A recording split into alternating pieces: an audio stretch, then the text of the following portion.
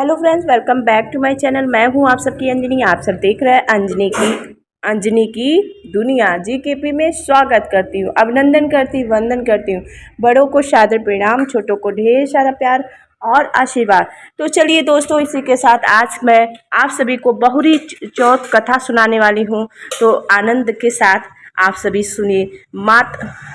गणेश जी आप सभी की हर इच्छा पूरी करें, आप सभी के बच्चों की लंबी आयु और दीर्घायु करें। सभी माताएं बहनें ये बहुरी चौथ कल व्रत रहेंगी। तो चलिए दोस्तों, आज मैं स्टार्ट करती हूँ कथा। चौथ को भादुड़ी चौथ या बहुला चौथ भी कहा जाता है। इस दिन चौथ माता का व्रत किया जाता है और कहानी भादुड़ी चौथ माता की कहानी सुनी जाती है। इसके साथ ही विनायक जी की कहानी भी सुनी जाती है। कुंवारी कन्याएं सुंदर, सुशील और अच्छे पति की प्राप्ति के लिए चौथ का व्रत करती हैं और स्त्रियां इस व्रत को अपने सुहाग और पति की लंबी आयु के लिए करती हैं। आज हम आपके लिए दो भदवा की चौथ माता की कहानी लेकर आए हैं। आप इन दोनों में से कोई भी एक भादव चौथ की कथा जो आपको पसंद आए, चौथ के व्रत की दिन जरूर सुने। भादव की चौथ माता की कहानी। एक बुढ़िया मैया की गौलिया बछड़ी नाम का बेटा था। बूढ़ा माता अपने बेटे के लिए 12 महीने के चारों चौथ करती थी। बेटा लकड़ी लेकर आता था और दोनों माँ बेटा उनको बेचकर गुजारा करते थे। बुढ़िया मैया रोजाना लकड़ी में से 2 लकड़ी रख लेती थी और चौथ के दिन बेटे से छुप कर बेचकर सामान लाती थी और 5वां पुआ बनाती थी। एक पुआ गणेश जी महाराज को, एक चौथा माता को चढ़ाती, एक ब्राह्मण को और एक अपने बेटे को खिलाती और एक पुआ खुद खाती थी। एक चौथ के दिन बेटा अपनी पड़ोसन के घर गया। वहाँ पुआ बना रही थी। जब उसने पूछा कि आज क्या है जो पुए बना रहे हैं, तब वह बोली, मैंने तो आज ही बनाए हैं, पर तेरी माँ तो चारों चौथ को पुए बनाती हैं। उसने जाकर माँ से पूछा, माँ तू रोज पुए बनाती हैं, मैं इतनी मेहनत से कमाता हूँ। बुढ़िया मैया बोली, मैं चौथ माता का व्रत करती हूँ। वह बोला कि तू मुझे रख ले या तो चौथ माता को ही रख ले। बुढ़िया मैया ने बोला, तेरे लिए ही चौथ का व्रत करती हूँ, इसीलिए मैं तुझे छोड़ सकती हूँ, पर चौथ माता को नहीं। जब बेटा घर से जाने लगा तो बुढ़िया मैया बोली, तू जा रहा है तो मेरे हाथ में से यह आखा लेते जा। जहाँ संकट आए वहाँ ही पूर देना।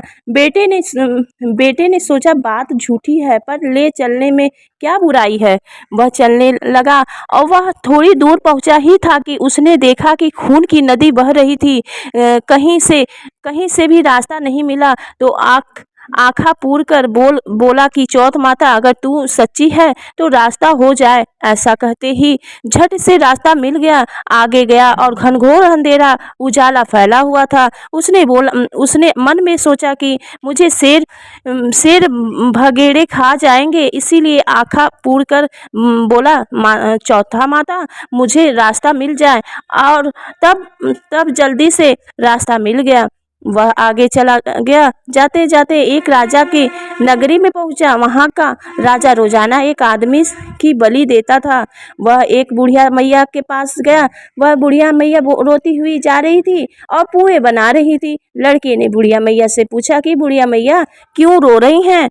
बुढ़िया मैया ने बोला, जवाब दिया कि मेरे एक ही बेटा है जिसकी कल राजा बलि देने वाला है, मैं उसी के लिए पुए बना रही हूँ। वह बोला, बुढ़िया मैया अपने बेटे की जगह मुझे पुए खिला दे, मैं उसकी जगह बलि चढ़ने चला जाऊंगा। बुढ़िया मैया ने कहा कि मैं दूसरे के पुत्र को कैसे भेज सकती हूँ, लेकिन वह नहीं माना तो बुढ़िया मैया ने उसको पुए खिलाई दिए।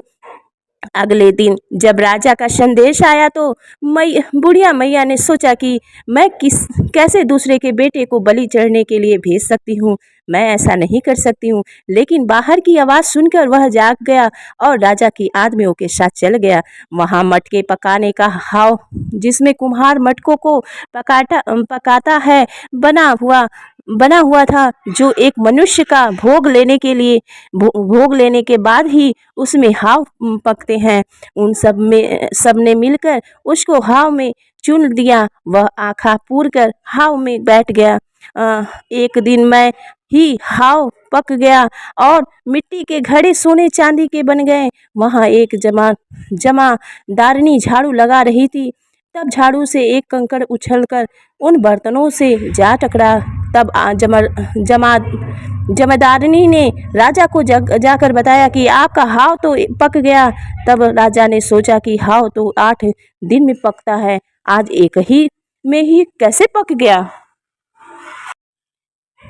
जब जाकर देखा तो वहाँ पर तो मिट्टी के मटके की जगह हीरे मोती और सोने चांदी की कलश हो गए। अंदर से आवाज़ आई कि धीरे से उतरो, अंदर आदमी है। आवाज़ को सुनकर राजा के आदमी डर गए। अंदर कौन सा भूत प्रेत आ गया है।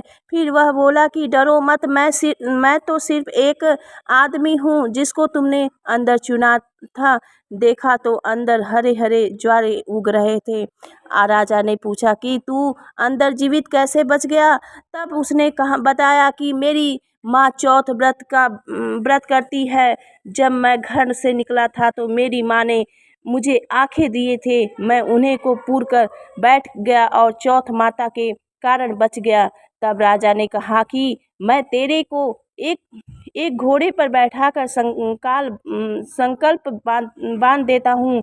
यदि वह संकाल खुलकर मेरे बंध जाएंगे तो मैं चौथ माता की सच्ची मान लूँगा। तब वह आंखें पूर कर बैठ गया और चौथ माता से कहने लगा कि हे चौथ माता, अब तुम ही मेरी लाज बचाना। तब संकला खुलकर राजा के बंद गई। राजा ने अपनी बेटी की शादी उस लड़के से कर दी और बहुत सा धन दौलत देकर विदा किया। पड़ोसन बोली कि मैया, तेरे बेटे बहू आए हैं। जब छत पर चढ़कर देखा तो सच में बेटे बहू आ रहे थे। हे चौथ माता, जैसे आपने बुढ़िया और उसके बेटे पर कृपा बनाई, वैसे सभी पर कृपा बनाना। भादों के चौथ माता की कहानी करने वाले को और कहानी सुनने वाले को, हुंकार भरने वाले को और पूरे परिवार पर अपनी कृपा बनाना। यह थी भादो चौथ की कहानी। आप लोगों को दोस्तों, मैं आशा करती हूँ कि आप सभी को ये भादो की चौथ माता की कहानी पसंद आई होगी। तो पसंद आई होगी, सुनने वाले का बहुत बहुत धन्यवाद। और मैं दूसरी अब भादो की कहानी सुनाती हूँ। भादो मास की दूसरी कहानी है दोस्तों। आई होप आप लोगों को पसंद आए, और पसंद आएगा तो please like, share and subscribe ज़रूर करिएगा।